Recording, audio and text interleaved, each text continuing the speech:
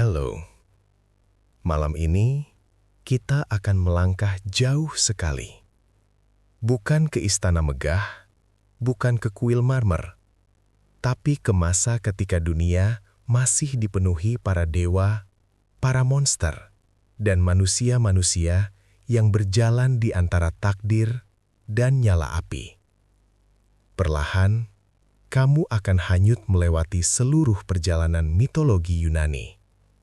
Dari detik pertama ketika kekacauan bernafas, hingga para dewa naik ke singgasana Olympus, sampai gema lembut dari kisah-kisah tua yang entah bagaimana masih menyentuh hidup kita hari ini. Di sepanjang jalan, kamu akan bertemu para pahlawan yang berjuang demi kejayaan, para kekasih yang berani menantang murka langit, dan makhluk-makhluk yang lahir dari buih laut, dari petir, dan dari kerasnya kehendak. Kalau cara bercerita seperti ini membuat kamu lebih tenang, silahkan dukung video ini atau subscribe. Tapi hanya jika hatimu terasa lebih damai karenanya. Dan kalau kamu mau, tulis di komentar kamu sedang mendengarkan dari mana dan jam berapa sekarang. Selalu ada sesuatu yang menenangkan ketika tahu ada banyak orang lain di tempat yang berbeda, yang perlahan terlelap bersama cerita yang sama. Sekarang, redupkan cahaya. Biarkan para dewa berbisik pelan. Biarkan mitos-mitos kuno membuka diri satu persatu. Dan mari kita kembali ke awal mula segalanya. Ke saat belum ada apapun selain keheningan. Sebelum ada apapun, sebelum ada pahlawan, kota, atau bahkan cahaya bintang, yang ada hanyalah chaos. Bukan kekacauan yang bising atau penuh teriakan, melainkan kekosongan yang lembut, hening, dan tak berbatas. Ruang pertama yang belum tersentuh apapun. Tidak ada langit, tidak ada laut, hanya keheningan sebelum dunia dilahirkan. Dan di keheningan itu, sesuatu bergerak pelan. Dari kehampaan, lahirlah Gaia, bumi yang luas dan abadi, tempat segala sesuatu suatu hari nanti akan berdiri dan berjalan. Lalu muncul Tartarus, jurang tak berdasar jauh di bawah dunia.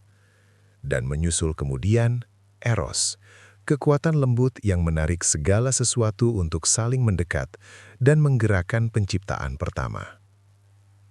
Namun yang paling berarti adalah ketika Gaia melahirkan Uranus, langit. Langit yang membentang seperti selimut dingin berbintang, menaungi bumi untuk pertama kalinya.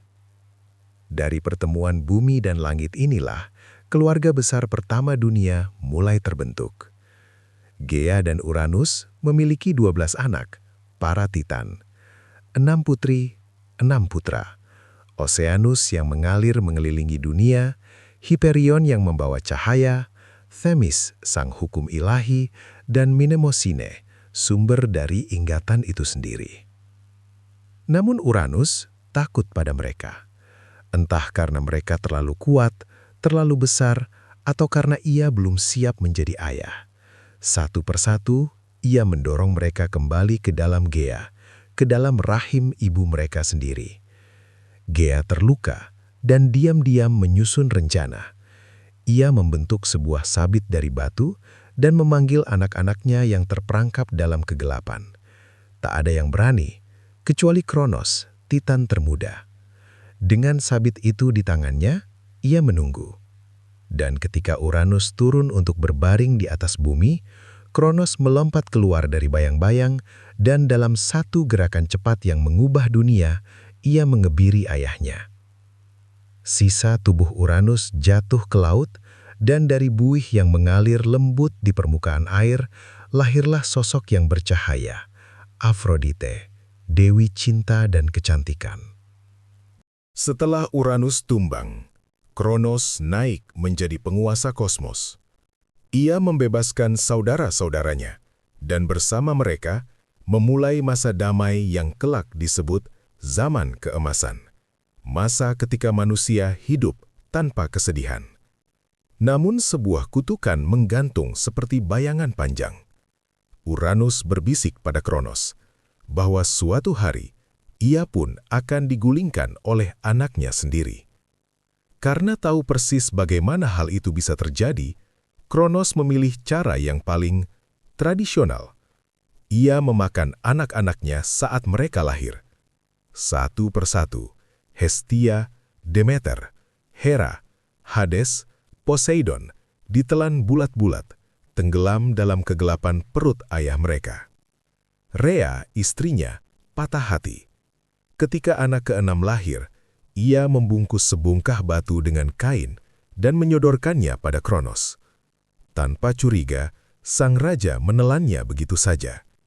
Sementara itu, bayi yang sebenarnya, Zeus, diselamatkan dan dibawa ke sebuah gua di Pulau Kreta.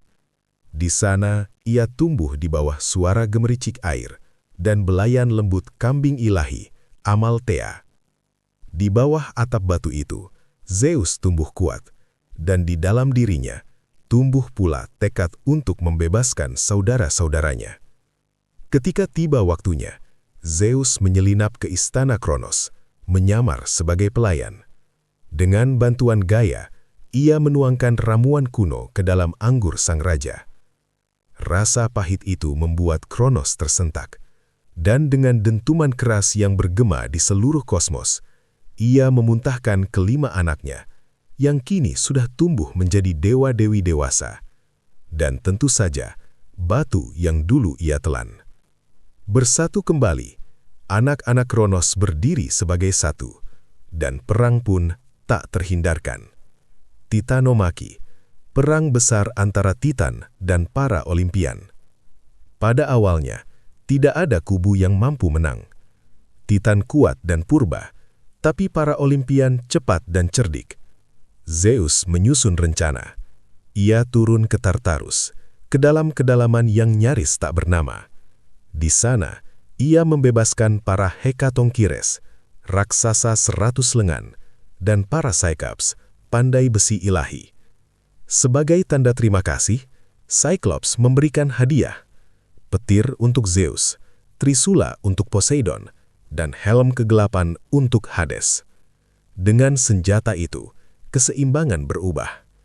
Petir Zeus membelah muntung, Poseidon mengguncang bumi dengan gelombangnya, dan Hades berjalan tak terlihat, menebar ketakutan dari balik bayang-bayang. Kronos akhirnya jatuh. Ia dirantai dengan besi yang tak dapat dipatahkan. Para Titan lainnya dilemparkan ke Tartarus, dikunci di balik gerbang yang dijaga oleh para Hekatonkires. Dengan perang selesai, Zeus, Poseidon, dan Hades mengundi nasib alam semesta. Zeus mendapat langit, Poseidon samudera, dan Hades dengan tenang mengambil dunia bawah. Dan bumi menjadi tempat mereka semua hidup berdampingan. Dari sinilah zaman Olimpian dimulai. Gunung Olympus berdiri sebagai tahta para dewa baru, dan dunia perlahan bergerak ke kisah-kisah berikutnya.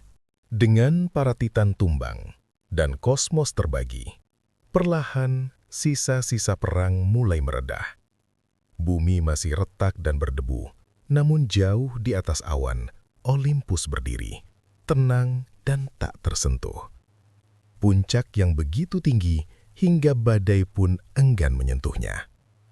Di sanalah, di haula yang memantulkan cahaya matahari abadi, para dewa baru mulai menata kekuasaan mereka.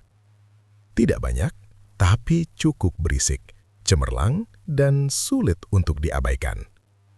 Di puncak singgasananya, Zeus duduk sebagai raja para dewa.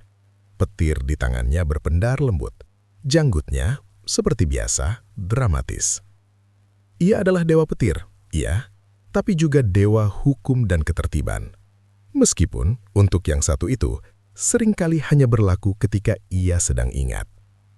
Dengan suara yang bergema lembut di seluruh Olympus, Zeus menyatakan sebuah zaman baru telah dimulai, zaman para Olimpian. Berbeda dengan saudaranya, Poseidon tidak terlalu dramatis, tapi jauh lebih labil. Penguasa laut ini membangun istananya di kedalaman samudra, di antara karang, mutiara, dan lumba-lumba yang setia menemaninya. Ia juga dewa gempa bumi, yang berarti suasana hati buruknya seringkali menjadi masalah bagi kota-kota pesisir. 1 geraman dan tanah bisa berguncang sampai runtuh. Yang tertua dari 3 bersaudara itu memilih tinggal jauh dari keramaian Olympus. Dunia bawah adalah miliknya, sunyi, luas, dingin, dan penuh arwah yang datang dalam keheningan. Hades tidak jahat, tidak kejam, ia hanya mutlak.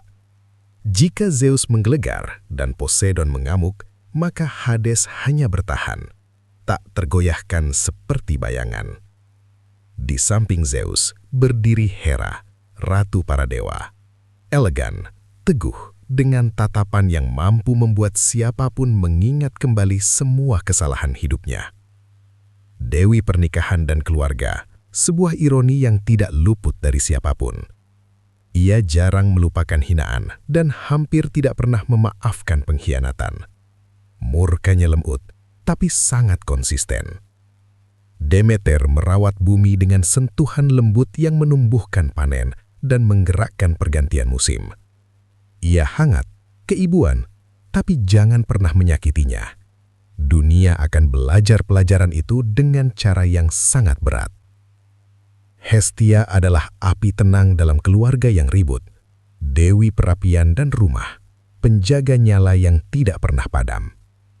Ia menjauhi intrik, menjaga kedamaian kecil di tengah badai sifat para dewa lainnya. Lalu, dari kepala Zeus lahir Athena, dewasa, berzirah, dan sangat siap bekerja. Sebuah proses yang sebaiknya tidak dipikirkan terlalu dalam. Ia adalah kebijaksanaan yang tajam, perang yang strategis, dan pikiran yang selalu 3 langkah di depan. Dengan Aegis di tangannya, Athena menasihati raja, pahlawan, dan siapa saja yang mampu menerima koreksi di tengah kalimat. Berikutnya datang si kembar, Apollo, cahaya matahari, musik, ramalan, pengobatan. Cahayanya lembut tapi menembus. Orakelnya di Delphi segera menjadi suara yang didengar seluruh dunia. Artemis saudarinya melangkah di bawah bayang pohon dan sinar bulan. Ia menjaga alam liar, anak-anak dan makhluk hutan. Ia berjalan pelan, tapi bereaksi sangat cepat jika diganggu saat mandi. Ares hadir seperti badai. Tidak banyak kata, hanya suara dentingan logam dan amarah yang membara. Ia adalah perang dalam bentuknya yang paling mentah. Hephaestus muncul dengan langkah pincang, namun tangan yang mampu menciptakan keajaiban. Dewa api dan pandai besi yang menempa senjata para dewa dan pahlawan. Ia cerdas, tenang, dan untuk alasan yang hanya takdir yang mengetahui, dinikahkan dengan Afrodita. Sebuah kombinasi yang, seperti yang bisa dibayangkan, penuh drama. Dewi cinta yang lahir dari buih saut itu memiliki senyum yang bisa melengkungkan hati siapapun. Ia indah, mempesona, dan seringkali agak nakal. Dan akhirnya Hermes, dewa utusan, pencuri, pelancong, dan pemilik sendal bersayap yang tidak pernah berhenti bergerak. Ia lincah, cerdik, dan bisa berbicara keluar dari hampir semua masalah. Mereka adalah dewa, tetapi juga keluarga. Keluarga yang gaduh, pendendam, lucu, dan sangat-sangat teatrikal. Dari Olympus, mereka mengawasi dunia, mencintainya, mengacaukannya, dan membentuk kisah-kisah yang masih berbisik hingga hari ini. Setelah debu Titanomaki perlahan turun dan petir terakhir memudar dari puncak gunung, Zeus dan saudara-saudaranya mulai merasakan peran baru mereka sebagai penguasa kosmos. Langit, laut, dan dunia bawah sudah terbagi, tetapi bumi terasa sunyi. Ada gunung, sungai, dan hutan yang bernafas, namun tak ada suara yang memandang bintang, tak ada cerita yang dibisikkan di dekat api, Tak ada rasa takut atau hormat yang mengarah kepada para dewa. Mereka memiliki kerajaan, tapi belum memiliki penonton. Prometheus, Titan yang namanya berarti pemikiran jauh, melihat kekosongan itu lebih dalam dari yang lain. Ia selalu mencintai penciptaan. Suatu hari, ia turun dari Olympus, menyusuri lembah hingga tiba di tepi sungai yang tenang. Di sana, ia berlutut, mengambil segenggam tanah liat yang lembut dan mulai membentuknya perlahan. Bukan dari kesombongan, melainkan dengan perhatian seorang seniman dan kehangatan seorang orang tua. Ia membentuk lengan dan kaki, melengkungkan tulang belakang, menambah jari untuk menggenggam dan mata untuk mengagumi langit. Dan ketika bentuknya siap, ia menunduk dan meniupkan kehidupan. Bukan sekedar nafas, tapi percikan jiwa, pikiran, dan api kecil yang mulai menyala dari dalam. Mereka bukan hewan, bukan dewa. Mereka adalah sesuatu yang baru, manusia. Pada awalnya, manusia masih rapuh, canggung, kedinginan, takut akan gelap. Mereka membutuhkan sesuatu yang lebih. Prometheus tahu apa itu. Api. Tetapi api adalah milik para dewa. Ia menyala di perapian Hestia dan membara di bengkel Hephaestus. Zeus telah melarang siapapun memberikannya kepada manusia. Tetapi, pada malam yang hening, ketika Olympus tertidur di bawah cahaya bintang, Prometheus menyelinap naik, mengambil satu bara api abadi dan menyembunyikannya di dalam batang adas. Ia turun dan memberikannya kepada manusia. Dunia berubah. Dengan api, mereka mengusir malam, memasak makanan, menempa alat, dan mulai berkumpul di lingkaran-lingkaran kecil untuk berbagi cerita. Api menjadi simbol dari segala hal yang membuat mereka berbeda. Ketika Zeus mengetahui hal itu, amarahnya menggulung seperti badai. Kau memberi mereka api, raungnya, petir menyala di ujung jarinya. Mereka akan bangkit menantang kita. Sebagai hukuman, Zeus memerintahkan agar Prometheus dirantai ke puncak pegunungan Kaukasus. Di sana, di tengah angin dingin tanpa akhir, ia dibiarkan menghadapi waktu. Namun itu belum cukup. Setiap hari seekor elang besar turun dari langit dan mencabik sisi Prometheus, melahap hatinya. Dan setiap malam, luka itu pulih kembali, hingga malam datang dan siklus itu dimulai lagi. Hukuman tanpa akhir untuk hadiah yang ia berikan. Namun Zeus belum selesai. Jika Prometheus memberi manusia hadiah, maka Zeus juga akan memberi mereka hadiah. Para dewa membentuk seorang wanita dari tanah liat. Hephaestus membentuk tubuhnya. Afrodite memberinya kecantikan. Hermes memberinya kata-kata yang lembut dan licin. Hera memberinya kebanggaan. Dan Zeus memberinya sesuatu lain, rasa ingin tahu yang tak terpuaskan. Mereka menamainya Pandora, yang diberkahi oleh semua karunia. Ke tangannya, Zeus memberikan sebuah guci, tertutup rapat. Jangan dibuka, katanya pelan. Apapun yang kau dengar, apapun yang kau rasakan, biarkan tetap tertutup. Dan Pandora dikirim ke bumi. Kekosongan dan harapan.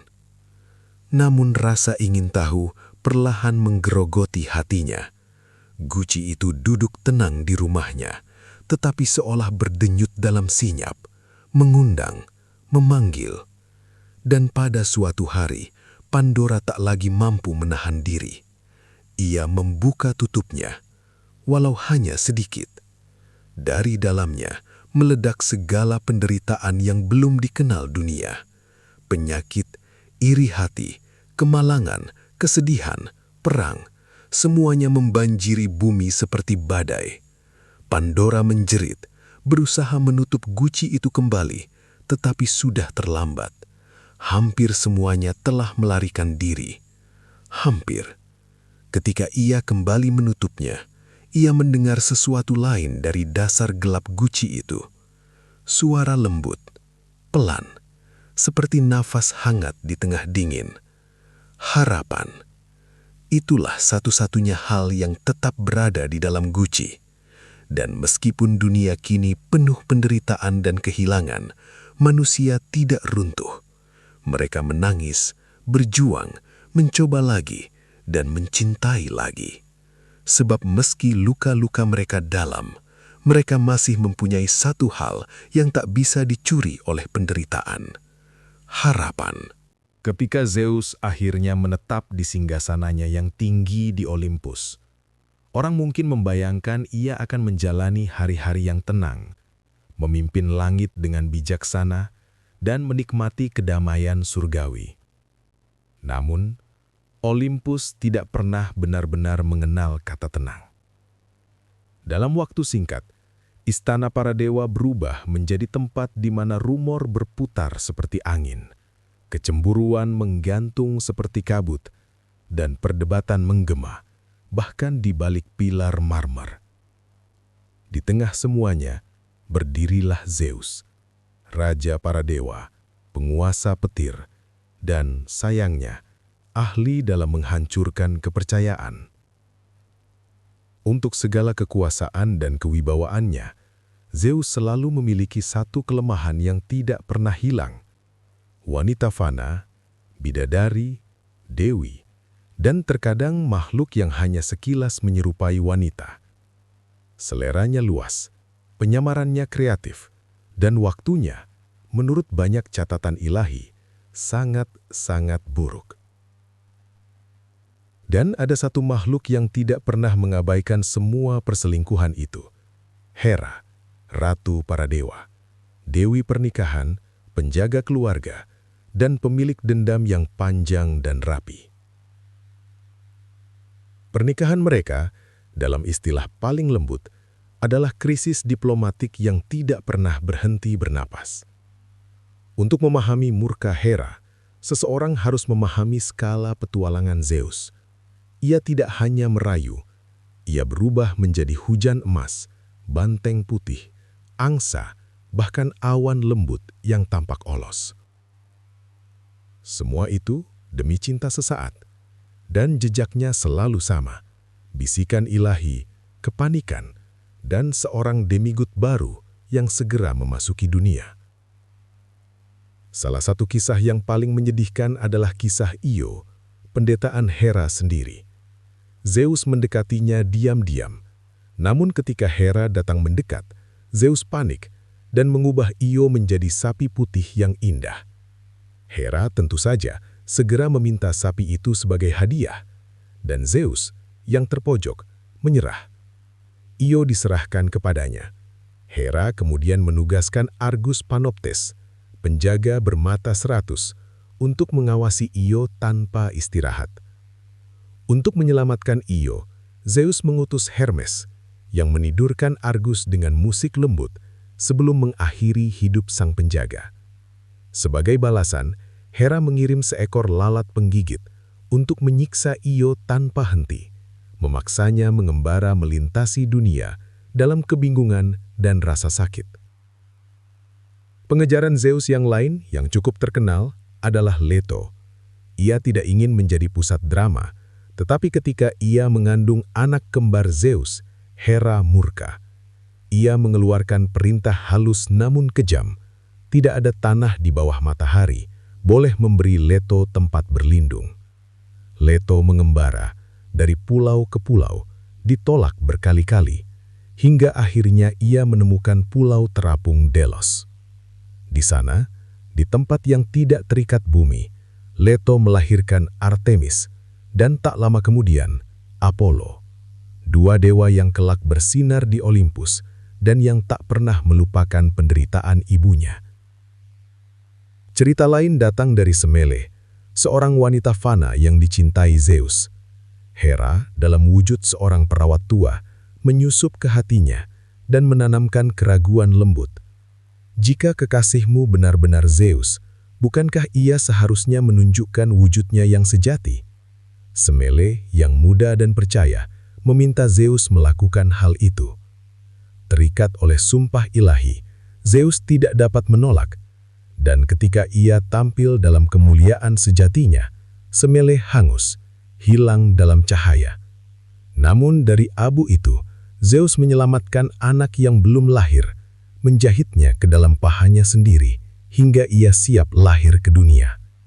Anak itu kelak menjadi Dionysus, dewa gending, ekstasi, dan kegilaan lembut. Hera jarang menargetkan Zeus secara langsung. Ia tahu batas kekuasaan, dan ia tahu bagaimana memilih sasaran. Maka dendamnya jatuh kepada wanita yang disentuh oleh petir Zeus dan kepada anak-anak yang mereka lahirkan. Dalam kasus Herakles, itu berarti satu kehidupan penuh ujian. 12 di antaranya terkenal sangat kejam. Tiap-tiap tantangan dirancang untuk merendahkan anak terkuat Zeus sekalipun. Namun, dalam caranya yang kacau dan keras, perselingkuhan Zeus membentuk jembatan baru antara manusia dan dewa. Darah dia lahi mengalir di dunia fana, melahirkan pahlawan yang menaklukkan monster, mendirikan kota, dan mengubah sejarah. Dan para dewa mengawasi mereka dari Olympus, bangga, marah, dan selalu terlibat. Setelah alam semesta terbagi dan para dewa menempati wilayah mereka masing-masing, muncul satu pertanyaan lembut yang bergantung di udara. Siapa di antara para makhluk ilahi yang akan membimbing manusia menuju masa depan? Bukan sekedar dengan kekuatan, tapi dengan kebijaksanaan, keterampilan, dan sesuatu yang bertahan lebih lama daripada kemenangan dalam perang. Jawabannya tidak datang melalui pertempuran, melainkan melalui sebuah kontes kecil yang lahir dari kebutuhan sebuah kota muda. Di antara perbukitan berbatu dan birunya Laut Egea, berdirilah kota yang masih polos, mencari pelindung, seorang penjaga yang akan mengawasi mereka, memberi mereka nama, arah, dan masa depan. Dua dewa melangkah maju. Poseidon, penguasa laut, besar, bangga, dan menggelegar. Dan Athena, dewi kebijaksanaan, peperangan, dan ketenangan yang selalu muncul di saat yang paling dibutuhkan. Satu penuh gemuruh, satu penuh pertimbangan. Daripada membiarkan langit pecah oleh pertengkaran, para dewa sepakat, hadiah terbaik bagi manusia akan menentukan siapa pelindung kota itu. Poseidon, seperti biasa, tidak menunggu giliran. Ia melangkah ke tengah alun-alun, mengangkat trismanya, dan menghantam tanah dengan dramatis. Bumi bergetar, retakan terbuka, dan dari dalamnya menyembur mata air yang megah, berkilauan di bawah matahari. Kerumunan agum, hingga seseorang mencicipinya. Air itu asin. Indah ya, tapi bukan air minum. Athena menunggu gumaman kecewa itu mereda, lalu dengan tenang ia berlutut, meletakkan ujung jarinya ke tanah. Dari sana, tunas kecil muncul, tumbuh secara perlahan, lembut, hingga menjadi pohon zaitun yang teduh dan kokoh. Orang-orang menyentuh buahnya, memeras minyaknya, menggunakannya untuk lampu, luka, dan makanan. Tidak ada petir, tidak ada pertunjukan, hanya sebuah pohon dan masa depan yang stabil. Para dewa memilih Athena sebagai pemenang, dan kota itu diberi nama Athena, Athens, kota kebijaksanaan. Namun, walau Athena adalah dewi kebijaksanaan, ia tidak sepenuhnya kebal terhadap kebanggaan. Di sebuah kota kecil, jauh dari hiruk-pikuk Olympus, hidup seorang wanita muda bernama Arachne. Ia duduk di alat tenun setiap hari, dan karyanya berkilauan seperti jaring cahaya. Orang-orang berjalan jauh hanya untuk melihat permadaninya, dan perlahan pujian itu menjadi racun kecil yang merayap ke dalam hatinya. "Aku belajar sendiri," katanya suatu hari, "dan aku menenun lebih baik daripada dewi manapun." Athena mendengar itu. Ia datang menyamar sebagai wanita tua. Dengan suara lembut, ia memperingatkan, "Berhati-hatilah, anakku. Para dewa tidak menyukai kesombongan." Arachne hanya tersenyum tipis. "Jika Athena berkeberatan, biarkan dia datang. Aku ingin menantangnya." Penyamaran Athena jatuh, seperti kain yang dilepas angin. "Aku datang," katanya pelan. "Aku terima tantanganmu." Mereka duduk dan menenun dalam keheningan.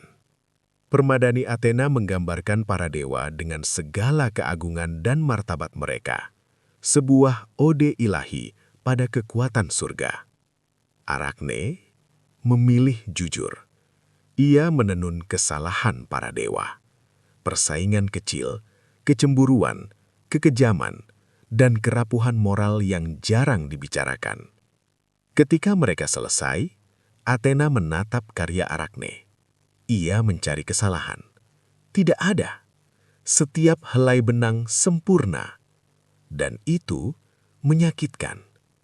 Bukan karena Arachne salah, tapi karena ia benar. Kemarahan Athena meletup. Bukan dari iri, melainkan dari kekecewaan mendalam atas bakat yang tidak disertai kerendahan hati. Dengan satu sentuhan lembut, ia mengubah Arachne menjadi makhluk kecil berkaki 8, laba-laba pertama, yang akan menenun sepanjang hidupnya dalam kesunyian abadi. Pelajaran yang lembut namun tajam. Bakat tanpa hormat adalah benang yang mudah putus. Kelahiran si kembar, Apollo dan Artemis, adalah peristiwa yang membuat Olympus bergetar pelan seperti senar kecapi yang dipetik cahaya. Setelah penderitaan panjang yang dijalani Leto karena murka Hera, kedua anak ini lahir sebagai wujud dari dua sisi dunia, cahaya dan bayangan. Apollo muncul lebih dulu, hangat, keemasan, karismatik. Dewa musik, penyembuhan, ramalan, dan dalam banyak kisah, sedikit terlalu bangga. Artemis menyusul, diam, tegar, dengan keheningan yang lebih tajam daripada anak panah yang ia lepaskan. Penjaga hutan, pelindung tempat-tempat liar, dan sang pemburu yang tidak pernah meleset. Tak butuh waktu lama hingga Apollo melakukan tindakannya besar yang pertama. Untuk membalas penderitaan ibunya, ia memburu Python, ular raksasa kiriman Hera, dan menjatuhkannya. Di tempat Python tumbang, Apollo membangun kuilnya, Delphi, tempat di mana kebenaran dibisikkan dalam teka-teki yang lembut dan kadang menakutkan. Cahaya Apollo mampu menenangkan hati atau membakarnya. Kasih sayangnya begitu kuat hingga sering menyisakan luka. Suatu hari, ia mengejek Eros, sebuah keputusan yang tidak bijaksana. Sebagai balasan, Eros melepaskan 2 panah, satu berujung emas yang menumbuhkan cinta mengenai Apollo, dan satu berujung timah yang menumbuhkan penolakan mengenai nimfa bernama Daphne. Maka dimulailah pengejaran yang puitis namun penuh kepedihan. Apollo memanggilnya, Daphne berlari, hingga di tepi sungai ia memohon keselamatan. Tubuhnya berubah menjadi pohon laurel yang lembut bergoyang di angin. Apollo berlutut, menyentuh batangnya yang baru, dan menangis pelan, menjadikan laurel simbol sucinya, pengingat bahwa tidak semua yang kita cintai ingin kita genggam. Artemis sebaliknya menuntut kemurnian dan rasa hormat yang sempurna. Kemarahannya jarang, tetapi ketika datang, ia tak terbendung. Actaeon, pemburu muda, secara tak sengaja melihatnya mandi di hutan yang sunyi. Satu tatapan dari sang dewi mengubahnya menjadi rusa. Akteon melarikan diri ketakutan, namun anjing-anjingnya sendiri tak mengenalinya. Mereka mengejar, dan tragedi pun terjadi.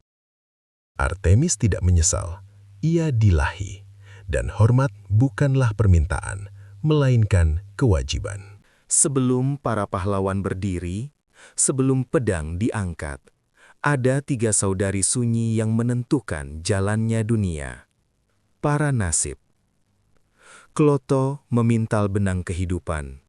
Lachesis mengukur panjangnya. Atropos, yang tertua, memegang gunting. Dan ketika ia memotong, hidup itu selesai. Bahkan Zeus tak dapat meminta tambahan waktu. Di dunia yang ditenun dari cahaya, takdir, dan kesalahan, cinta tetap menjadi sumber kekacauan. Narsisus, pemuda begitu tampan hingga kota-kota berhenti hanya untuk melihatnya. Keindahannya tumbuh menjadi kesombongan. Echo, nimfa yang dikutuk untuk hanya mengulang kata terakhir yang ia dengar, jatuh cinta padanya. Tapi ia tak bisa mengungkapkan perasaannya lebih dari beberapa suku kata. Ketika ia mencoba mendekat, Narsisus menolaknya, dan Echo perlahan layu, hingga hanya suaranya yang tersisa di lembah. Nemesis, Dewi Pembalasan, melihat kekejaman itu. Ia membawa Narsisus ke sebuah kolam yang tenang. Di sana, pemuda itu melihat wajah yang perfekta, miliknya sendiri. Ia jatuh cinta pada bayangan yang tidak bisa membalas. Ia tak sanggup berpaling. Dan ketika ia merosot ke tanah, tumbuhlah bunga putih halus, bunga Narsisus. Namun tidak semua cinta berakhir dalam kesedihan. Pygmalion, seorang pemantul, merasa dunia manusia terlalu rumit, terlalu penuh celah. Ia menolak mencari cinta dan mulai mengukirnya dari batu. Ia membentuk seorang wanita ideal dengan tangan yang lembut dan imajinasi yang penuh. Ia menyentuh pipinya, berbicara padanya, memberinya hadiah kecil. Melihat devosi itu, Afrodita tertentu. Suatu malam, ketika Pygmalion mencium pipi marmer itu, batu tersebut melunak. Kehangatan menyebar pelan. Galatea hidup. Mitos-mitos ini tidak dibuat untuk rapi. Mereka adalah cermin, refleksi yang menunjukkan apa yang terjadi ketika kita mencintai terlalu dalam atau menantang takdir atau pasrah pada arahnya. Jadi sekarang, beristirahatlah. Biarkan cerita-cerita kuno itu mereda, turun perlahan seperti embun malam. Para dewa telah kembali ke Olympus, dan para pahlawan telah menyarungkan pedang mereka. Saat ini, dunia sunyi, dan layak kamu lepaskan semua beban harimu. Selamat, Anda baru saja terbangun di Roma kuno. Bukan di Istana Marmer, bukan di villa megah dengan air mancur berkilauan, melainkan di tempat sebagian besar penduduk hidup. Sebuah insula, rumah susun Romawi yang berdiri sedikit goyah, seperti selalu menunggu alasan untuk runtuh. Ini bukan Roma dalam gambaran buku sejarah. Ini Roma yang bernafas lewat bau asap, teriakan pagi, dan kejujuran kehidupan sehari-hari. Anda berada di lantai 3. Itu jika Anda sedang beruntung. Apapun yang lebih tinggi dari itu, pada dasarnya adalah hidup di dalam cerobong bahaya kebakaran. Bangunan ini terbuat dari batu bata, kayu, dan mungkin sedikit harapan. Jika angin bertiup cukup kuat, seluruh insula miring pelan, seperti sekelompok teman mabuk yang saling menopang agar tidak jatuh. Kamar Anda kecil, seukuran lemari pakaian modern. Ada sebuah dipan dari tali dan jerami, dan selimut tipis yang membawa aroma semua orang yang pernah tidur menggunakannya. Tidak ada jendela, Cahaya hanya masuk melalui celah pintu atau dari lubang kecil di atap, hasil kreativitas penyewa sebelumnya. Privasi, konsep yang menyenangkan, namun tidak berlaku di sini. Anda berbagi kamar dengan 2 orang lain, salah satunya batuk, dengan intensitas yang membuat Anda bertanya-tanya apakah Anda sedang hidup dalam tragedi buruk yang belum ditulis oleh penyair manapun. Pagi tidak dimulai dengan kicauan burung, melainkan dengan roda gerobak kayu yang bergemuruh pelan di jalan sempit di bawah, dan teriakan para pedagang yang sudah menjajakan zaitun, ikan, dan sesuatu yang mungkin dulu pernah menjadi roti. Keledai melengking, anak-anak menangis, dan seseorang di lantai 2 sudah berdebat tentang pajak. Hari baru benar-benar dimulai. Anda mencoba meregangkan tubuh, lalu menyesalinya segera. Punggung Anda berderak pelan, seperti gulungan papirus kering yang dipaksa dibuka setelah bertahun-tahun. Anda bangkit, bertelancang kaki. Lantai itu dingin dan lengket. Aroma samar campuran anggur, minyak zaitun, dan hal-hal lain yang sebaiknya tidak direnungkan. Anda melangkah mengitari tubuh tetangga yang tidur, berhati-hati agar tidak menyentuh pot kamar komunal. Itu penuh, selalu penuh. Waktunya buang air. Ada 2 pilihan. Pertama, pot kamar, yang sebentar lagi akan dibuang keluar jendela. Secara teori, Anda berteriak, "KV, awas!" Tapi tidak ada yang benar-benar melakukannya. Kedua, latrin umum, jika Anda ingin duduk bersebelahan dengan belasan warga lain di atas bangku batu panjang. Semua berbagi satu spons di ujung tongkat. Kebersihan di Roma adalah konsep fleksibel. Tidak ada sabun, tidak ada pancuran. Anda mencuci wajah dengan kain lembab yang entah milik siapa dan menggosok gigi dengan abu atau ranting. Nafas adalah sesuatu yang Anda syukuri jika tidak mengingat apa yang baru Anda lakukan. Anda mengenakan tunik Anda, satu-satunya. Wol kasar yang digulung tali di pinggang, berbau apek dan perjalanan hidup panjang. Melangkah keluar seperti memasuki badai indera. Jalanan padat, penjual berteriak, pememis memohon, lalat bergerak dalam awan tebal di atas bangku ikan.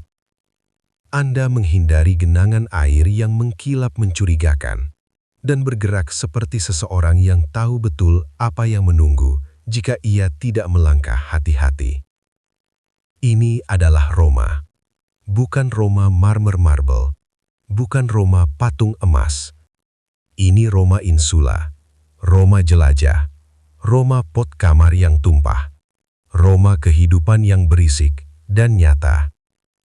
Anda adalah penghuni lantai 3 yang berharap lantai 2 tidak terbakar lagi.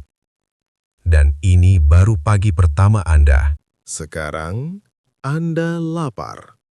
Bukan lapar yang mengisyaratkan makan siang mewah, melainkan lapar yang lebih tua, lebih mendasar, yang hanya ingin satu hal, bertahan hidup. Ini adalah Roma kuno, dan Anda bukan aristokrat. Anda adalah plebeyan, penghuni insula, dan apa yang menanti Anda bukan sarapan. Hanya sebuah kompromi dengan kelaparan. Bangsa Romawi tidak menganggap sarapan penting. Yang kaya mungkin mencelupkan roti ke anggur, atau makan sedikit keju lembut. Tetapi Anda mendapat sepotong kecil roti kasar, kering, gelap, dipanggang dengan ketidaksabaran hari kemarin. Roti itu keras, padat, seperti batu yang sedang mempertimbangkan karier kedua sebagai makanan. Anda melunakkannya dengan mencelupkannya ke dalam puska, air bercampur anggur murah yang rasanya seperti cuka dengan masalah kepercayaan mendalam.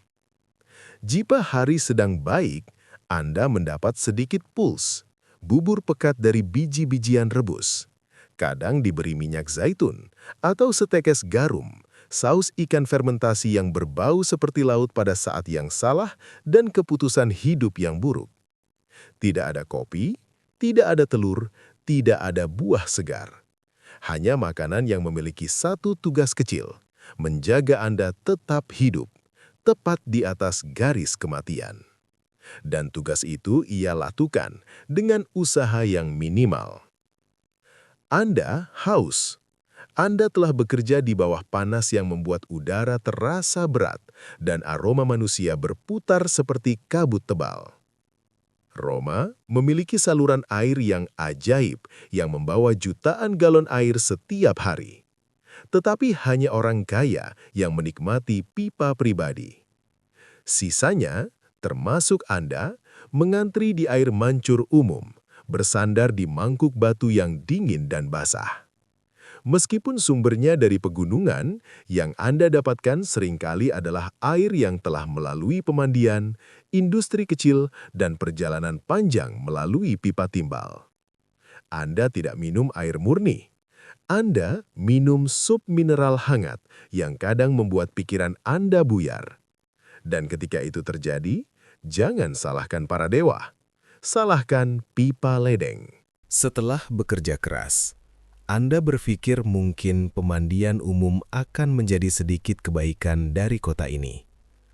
Anda benar, tapi hanya sedikit. Thermae adalah spa, gym, dan pusat kehidupan sosial, dan juga eksperimen biologi skala besar. Pintu masuknya murah, siapapun bisa masuk. Namun hierarki masih mengikuti Anda ke dalam ruangan. Di apoditerium, ruang ganti, Anda harus berhati-hati. Jika Anda tidak memiliki budak untuk menjaga tunik Anda, besar kemungkinan itu tidak akan menunggu Anda ketika Anda kembali. Perjalanan Anda dimulai di frigidarium, kamar dingin yang membuat tulang bergemetar pelan. Lalu tepidarium, yang hangat dan menenangkan. Dan akhirnya kaldarium, ruang hangat yang beruap lembut dan membuat Anda berkeringat seolah tubuh melepaskan beban hari itu. Tidak ada sabun. Sebagai gantinya, orang Romawi melumuri tubuh dengan minyak zaitun, kemudian mengeriknya menggunakan strigil, alat melengkung dari logam. Kotoran, minyak, dan sedikit harga diri dihilangkan dalam satu gerakan panjang. Di bawah lantai mozaik, api membara terus-menerus menghangatkan ruangan melalui sistem hipokaust yang cerdik. Air dalam kolam jarang diganti, diaduk setiap jam oleh gerakan ratusan tubuh. Di dalam sup hangat ini, mikroba berkembang, penyakit kulit tumbuh pelan, dan kutu menemukan kehidupan baru. Namun, anehnya, ini adalah tempat paling bersih di Roma. Di pemandian inilah orang-orang bergosip, bernegosiasi, dan sejenak merasa mereka berada di atas hiruk-pikuk hidup. Ini adalah jeda, sebuah napas, momen kecil di luar panas, bau, ketakutan, dan kerja keras tanpa akhir. Bagi Anda yang tinggal di insula, yang sarapannya adalah puls dan harapan tipis, bekerja bukanlah pilihan. Ia adalah keharusan, dan hampir selalu pekerjaan itu berat dan tidak mulia. Mungkin Anda seorang mercenarius, pekerja harian. Setiap pagi, Anda berdiri di forum, menunggu seseorang menunjuk Anda dan meminjam tenaga Anda untuk satu hari. Tidak ada kontrak, tidak ada jaminan, hanya upah kecil di akhir hari. Cukup untuk membeli roti dan sedikit minyak agar malam tidak terasa terlalu panjang. Anda adalah bagian dari mesin kekaisaran yang besar, mudah diganti, jarang diingat, namun selalu dibutuhkan. Pekerjaan bisa apa saja. Mengangkat karung berat dari pelabuhan Ostia, mencampur beton di lokasi pembangunan, gedung baru yang suatu hari akan menjadi insula rapuh lainnya, atau membersihkan jalan, mengikis kotoran yang terus kembali di gang-gang sempit. Jam kerja mengikuti matahari, dari terbit hingga tenggelam. Mandor mengawasi dengan suara keras dan kesabaran tipis. Tidak ada waktu makan siang, hanya beberapa gigitan roti di sela-sela kelelahan. Punggung Anda sakit, tangan Anda mengeras, namun rasa sakit ini lebih baik daripada rasa lapar.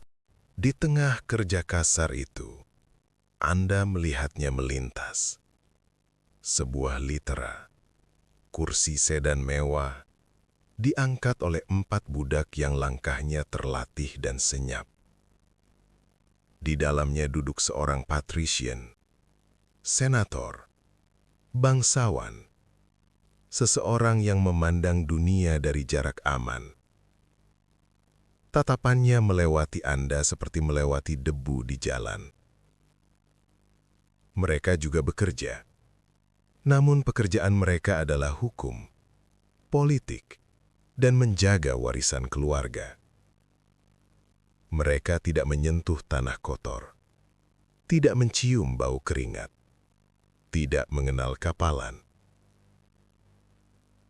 Kehidupan Anda dan kehidupan mereka berada di bawah langit yang sama, namun seolah hidup di 2 alam yang berbeda. Namun, ada kehidupan yang bahkan lebih berat daripada milik Anda. Budak. Mereka adalah bagian besar dari Roma, hasil perang, penaklukan, dan ambisi tanpa akhir. Bagi seorang budak, hidup sepenuhnya bergantung pada sifat tuannya. Budak rumah tangga mungkin hidup lebih nyaman, memasak, melayani, mengajar, makanan lebih baik, pakaian lebih bersih. Namun mereka tidak memiliki diri mereka sendiri. Mereka bisa dijual, dipukul, atau dihukum tanpa perlindungan hukum. Budak ladang, atau lebih buruk, budak tambang, hidup dalam kegelapan tanpa akhir. Tambang Romawi adalah mesin penggiling manusia. Di sana, harapan hancur menjadi debu di bawah sepatu bot penjaga. Budak bukan warga negara. Mereka adalah properti, diperjualbelikan seperti meja atau kursi. Namun bahkan dalam kegelapan, ada satu kata yang berkilau pelan. Manumisi, kebebasan. Beberapa budak, melalui kerja panjang atau uang kecil yang mereka simpan diam-diam, akhirnya dibebaskan. Mereka menjadi libertus atau liberta, manusia bebas, meski dengan status lebih rendah. Mereka harus setia pada mantan tuannya, tetapi mereka memiliki sesuatu yang tak ternilai, diri mereka sendiri. Dan Anda, seorang plebian, memiliki itu sejak awal. Anda mungkin miskin, Anda mungkin lelah, Anda mungkin lapar. Namun Anda adalah warga negara. Anda memiliki hak dan kepemilikan atas hidup Anda sendiri. Di Roma kuno, kebebasan lebih berharga daripada semua emas milik Julius Caesar.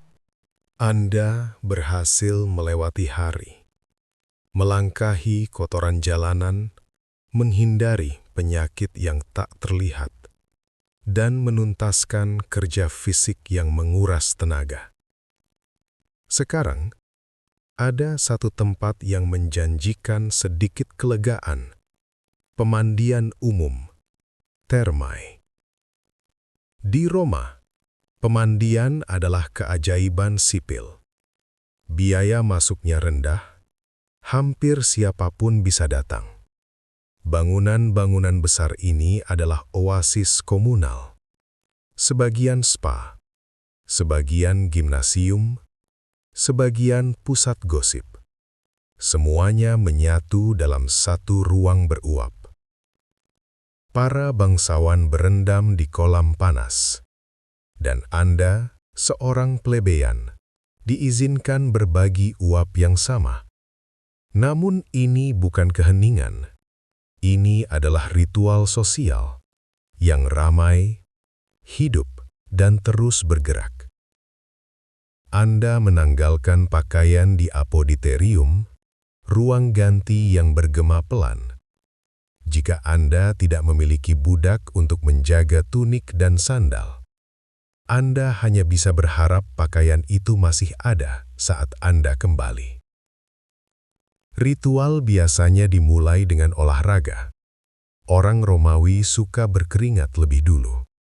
Beberapa bergulat, beberapa mengangkat beban batu, beberapa melempar bola. Anda mungkin hanya berlari pelan beberapa putaran. Otot Anda terlalu lelah untuk ikut pamer. Lalu Anda berpindah ruangan dari frigidarium, air dingin yang membuat napas tertahan, ke tepidarium, hangat dan menenangkan, hingga akhirnya kaldarium, ruang panas membara, tempat uap menggantung tebal, dan panas memeluk tubuh terlalu erat. Di sini, tidak ada sabun. Anda melumuri kulit dengan minyak zaitun, lalu mengeriknya menggunakan strigil. Alat perunggu melengkung yang mengangkat keringat, kotoran, dan sedikit rasa malu. Anda telanjang di antara puluhan orang asing. Tertawa, sehan, dan gosip berbaur. Memantul pelan di dinding marmer. Di bawah lantai mozaik yang indah, api menyala tanpa henti dalam sistem hipokaust. Budak-budak bekerja di bawah sana, di ruang sempit dan gelap, menjaga marmer tetap hangat untuk kenyamanan orang lain. Air kolam jarang diganti. Anda berendam dalam sup hangat yang terbuat dari minyak, sel kulit, dan sisa-sisa ratusan tubuh yang mandi sebelum Anda. Penyakit kulit, infeksi, dan kutu menemukan rumahnya di sini. Namun karena tidak ada pilihan yang lebih baik, inilah kemewahan terbaik yang bisa Anda capai. Pemandian juga adalah tempat di mana kesepakatan dibuat, gosip menyebar, dan bisikan politik bergerak lebih cepat daripada di forum. Anda mungkin mendengar utang tetangga Anda, atau skandal terbaru kaisar. Semua dibungkus uap dan suara air. Setelah panas kaldarium dan ritual pembersihan selesai, Anda dikeringkan dengan kain wol kasar dan kembali mengenakan pakaian Anda. Beberapa menit kemudian, keringat Roma muncul kembali. Debu Roma pun perlahan menempel lagi di kulit Anda. Mandi di Roma bukan tentang kebersihan seperti yang kita pahami hari ini. Ini tentang kehadiran, tentang menjadi bagian dari kehidupan kota. Sebuah jeda singkat, satu napas panjang, sebelum Anda kembali melangkah ke tungku kehidupan Romawi yang panas dan tak pernah benar-benar padam. Di Roma kuno, agama bukan sesuatu yang dilakukan seminggu sekali. Ia ada di mana-mana, setiap saat. Ia tertanam di batu-batu forum, dilukis di dinding insula tempat Anda tinggal, dan tercatat rapi dalam ritme harian hidup Anda. Anda tidak memilih untuk berpartisipasi. Anda hidup di dalamnya. Dan seperti negara, ia selalu mengawasi. Sebelum melangkah keluar dari apartemen, Anda berhenti sejenak, mengucapkan doa singkat kepada Lares dan Penates, roh rumah tangga, penjaga perapian dan lumbung. Mereka tidak terlihat, tetapi diharapkan selalu diperhatikan. Jika Anda melupakan mereka, kesialan kecil berturut-turut akan terasa bukan kebetulan, melainkan teguran ilahi. Di luar, di setiap sudut jalan, terdapat altar kecil. Lampu minyak berkedip selan. Asap persembahan naik berlahan. Aroma lemak hewan menempel di udara. Anda menunduk sedikit, bukan hanya karena iman, tetapi karena kesalehan adalah mata uang sosial. Jika Anda gagal menghormati ritual, dan hujan tidak turun, atau penyakit menyebar, tetangga mungkin akan mengingat siapa yang tidak membungkuk hari itu. Panteon Romawi ramai dan sibuk. Jupiter menguasai langit. Juno menjaga pernikahan, meski sering menderita karenanya. Vesta menjaga api suci Roma agar tidak pernah padam. Agama bukan pilihan pribadi. Ia adalah kalender penuh festival, ritme publik kehidupan. Anda merayakan Saturnalia, ketika dunia dibalik sejenak dan Tuan melayani budak. Anda menyaksikan Lupercalia, ritual kuno yang liar dan membingungkan. Semua ini menegaskan satu hal, tempat Anda di masyarakat. Tahayul adalah lapisan kedua kulit Anda. Anda menghindari berjalan di bawah tangga. Anda memperhatikan pertanda, anjing hitam di malam hari, petir setelah senja. Ketika seseorang bersin, Anda segera berkata salve. Bukan karena sopan, tetapi karena dipercaya, jiwa bisa lolos melalui nafas yang salah waktu. Namun Roma juga berubah. Kultus asing meresap pelan ke dalam kekaisaran. Ada bisikan tentang Isis, dewi dari timur, dengan upacara lilin dan nyanyian rahasia. Ada Mitras, dewa matahari Persia, yang disembah di ruang bawah tanah dalam ritual tersembunyi. Kultus-kultus ini selalu dicurigai. Bangsa Romawi mencintai keteraturan. Apapun yang tertutup, rahasia, atau tidak setia pada negara dianggap berbahaya. Itulah sebabnya, ketika Kristen mulai menyebar, ia tidak hanya dianggap tidak saleh, tetapi mengkhianati negara. Agama yang menolak mempersembahkan korban kepada Jupiter dan menolak menyembah kaisar dianggap ancaman langsung terhadap Roma itu sendiri. Anda mungkin jarang memikirkan agama baru itu, tetapi Anda selalu memikirkan hukum. Bagi Anda, seorang plebeian, atau lebih buruk, seorang budak, hukum bukanlah pelindung. Ia adalah alat kendali. Keadilan di Roma bersifat transaksional. Jika Anda tidak memiliki uang atau koneksi, maka hukum bukan teman Anda. Jika Anda dituduh mencuri, Anda diseret untuk diinterogasi. Jika Anda budak, pertanyaannya bukan apakah Anda bersalah, melainkan berapa banyak rasa sakit yang diperlukan untuk mendapatkan pengakuan.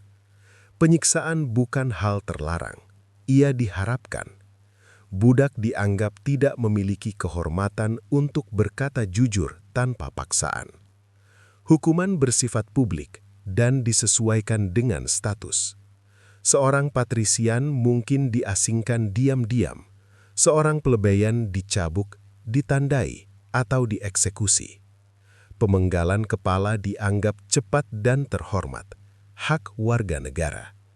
Jika Anda bukan warga negara, penyaliban lebih mungkin, lambat, menyakitkan, dan dipertontonkan.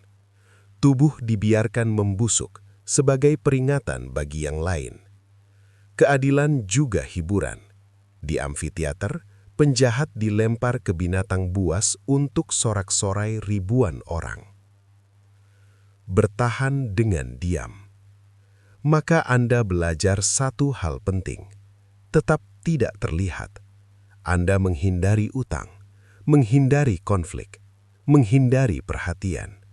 Dan setiap malam Anda berdoa, bukan untuk kekayaan, bukan untuk kejayaan, tetapi agar nama Anda tidak pernah muncul dalam bisikan yang salah. Karena di bawah bayang Bukit Palatin, keadilan bukan tentang apa yang adil. Ia tentang siapa yang memegang kekuasaan dan seberapa rela mereka menggunakannya. Anda telah melewati hari di Roma.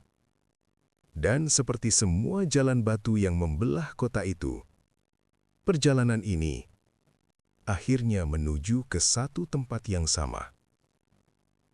Kematian.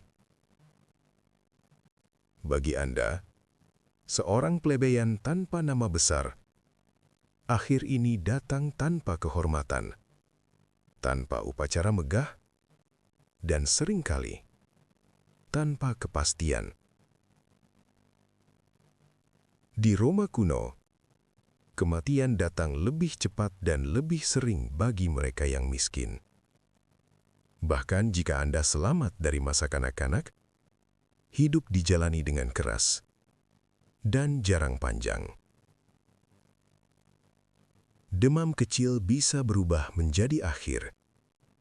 Luka sederhana bisa membusuk. Tidak ada obat, tidak ada perawat. Hanya waktu dan tubuh yang perlahan menyerah. Jika Anda meninggal di insula, hari-hari terakhir Anda dihabiskan di ruangan sempit yang sunyi, dengan bau pot kamar dan nafas yang semakin pendek. Jika Anda seorang budak, tubuh Anda akan dibawa keluar tembok kota ke Putikuli, lubang besar tempat mayat-mayat tak bernama ditumpuk. Tidak ada batu nisan, tidak ada doa, hanya keheningan pembusukan yang terus berputar. Dalam kepercayaan Romawi, alam baka bukanlah surga, juga bukan hukuman. Ia adalah kelanjutan yang lebih redup. Roh-roh orang mati, manes, mengembara dengan gelisah jika tidak ditenangkan dengan ritual. Dan bagi orang miskin, ritual seringkali terlalu mahal. Banyak arwah dipercaya berlama-lama sebagai bayangan lapar, menunggu untuk diingat. Bahkan setelah mati, kedamaian tidak dijamin. Mereka yang dihukum karena pengkhianatan bisa ditolak penguburan sama sekali. Dan ada hukuman yang lebih sunyi namun kejam. Damnatio memoriae. Penghapusan ingatan. Nama dihapus, patung dirusak, jejak dilenyapkan. Mati 2 kali. Anda mungkin tidak benar-benar bertahan sehari penuh di Roma itu. Namun Anda merasakannya. Jerami di bawah punggung, udara dingin di antara dinding retak, beratnya rasa lapar, dan kelelahan bertahan di dunia yang tidak dirancang untuk mengasihani Anda. Petani Romawi yang Anda hidupi malam ini, yang menggaruk kutu, menawar bawang, dan tertidur setelah mengangkut kayu di bawah sinar matahari. Mereka nyata. Punggung merekalah yang membangun saluran air dan kuil. Tulang merekalah yang mengaspal jalan yang membentang ke seluruh kekaisaran. Sejarah jarang mengingat mereka. Mereka sibuk mengingat kaisar, jenderal, dan filosof. Namun di balik semua itu, ada pria dan wanita yang tak pernah menulis satu baris Latin dan tak pernah melihat wajah mereka diukir dalam batu. Dan mungkin itulah alasan kisah ini diceritakan. Agar untuk satu malam, satu momen sunyi sebelum tidur, Anda menjalani hidup mereka. Sekarang, biarkan kisah ini memudar. Biarkan kata-kata terakhirnya beristirahat di udara. Dan sebelum Anda tertidur, ambil satu nafas pelan. Ucapkan terima kasih kepada mereka yang hidupnya memungkinkan Anda tidak harus menjalani hidup itu. Selamat malam.